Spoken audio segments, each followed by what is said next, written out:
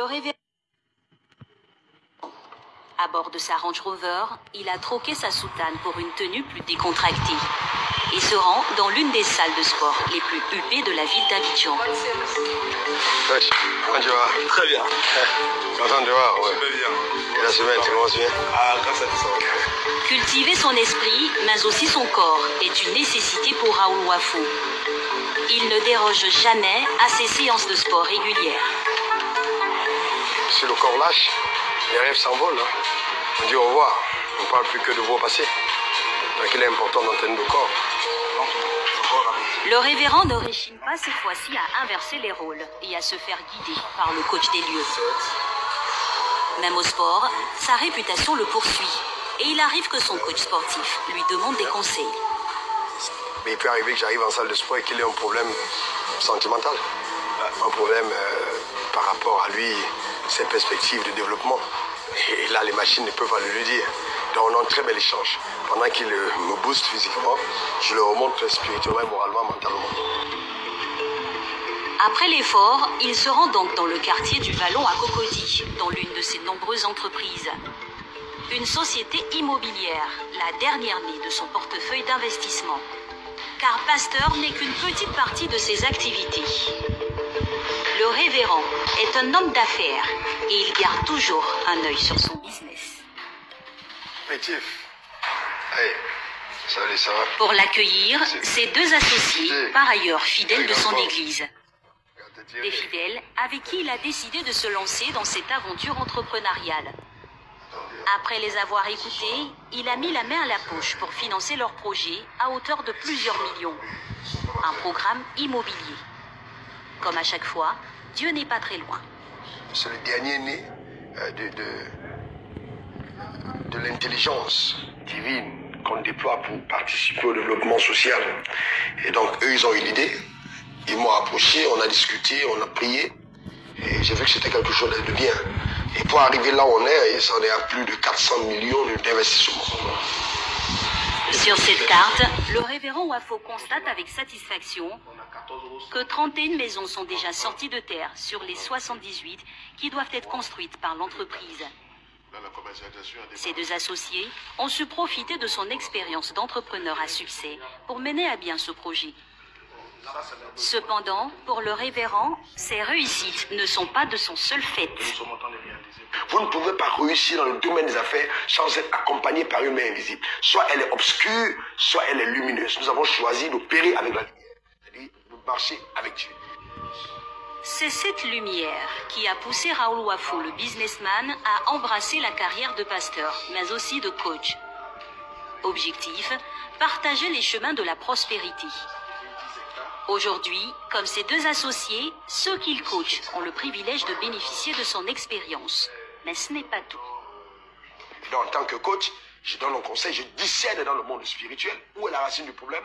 Je vais m'adresser à la racine en parlant au problème, en commandant aux entités, aux démons qui sont en train de miner le chef d'entreprise de partir et ils vont obéir parce que j'ai autorité sur eux. Et donc j'ai cette capacité de discerner. Quand je regarde quelqu'un, je peux voir son avenir. Je peux avoir ce regard prophétique qui me dit, bon, telle personne va devenir un multimillionnaire. Ce don de prophète dont se réclame Raoul Wafo attire de nombreux fidèles et hommes d'affaires qui font appel à lui. À tel point que le pasteur a développé une véritable clientèle et dédie un temps important à des séances de coaching individuelles. Amen, amen. Comment ça va? Ouais, super. Super. Ce jour-là, dans le quartier de Marcory, le révérend Raoul Wafo a rendez-vous avec un chef d'entreprise qu'il coach depuis 5 ans. Modeste Ngou est à la tête d'une société d'équipement télécom. C'est aussi un fidèle du temple de la foi. Effectivement, l'entreprise est dans une phase de croissance et de défis importants. Et pour moi, il est toujours important en tant que leader, premier responsable de cette société-là, de bénéficier de ton coaching. Depuis qu'il a décidé d'installer des filiales à l'étranger, ce PDG fait face à des difficultés. C'est pourquoi il a souhaité rencontrer le pasteur pour l'aider à faire des choix judicieux. Le problème auquel tu fais face et auquel tu vas faire face au Cameroun, c'est des hommes d'exécution. Et dans le contexte du Cameroun, la mentalité est différente.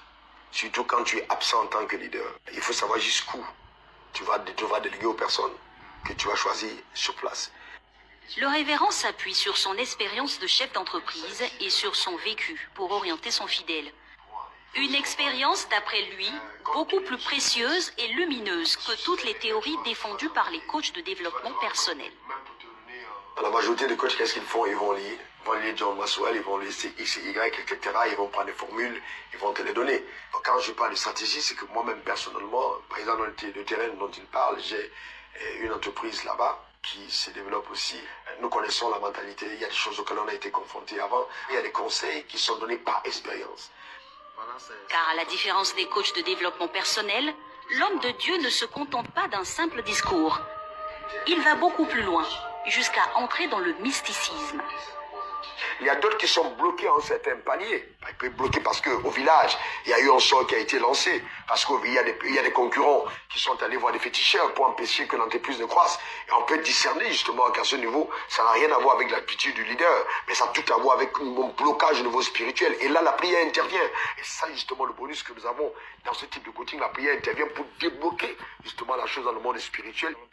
Alors, chaque séance de coaching du révérend est ponctuée par un moment de prière pour vaincre des blocages que lui seul serait en mesure de discerner. Seigneur, que ta personne avec lui et que tout écueil, tous les yeux sur le chemin de sa destinée soient détruits au nom suprême de Jésus. Au nom de Jésus, j'ai prié. Amen. Amen. Amen. Amen. Et amen. Ici, après la séance, pas de facture. Le chef d'entreprise ne versera pas un centime, là où il aurait payé des centaines de milliers de francs CFA pour la prestation d'un coach de développement personnel. Effectivement, avec lui, on économise énormément d'argent. Parce que là, c'est un appel divin qu'il a. Et il le fait avec passion, de façon gratuite. Gratuit? Pas tout à fait. Ce PDG verse régulièrement des dons à l'église du révérend. Ces dons sont une forme de rétribution pour services rendus qui paraissent tout naturels pour ce chef d'entreprise. Comme lui, ils sont près de 300 contributeurs au niveau local et international qui versent des dons au révérend tout en bénéficiant d'un coaching personnalisé. Ces dons peuvent atteindre des sommes colossales. Ils ont permis de financer 50% des 750 millions de francs CFA nécessaires pour bâtir le temple de la foi.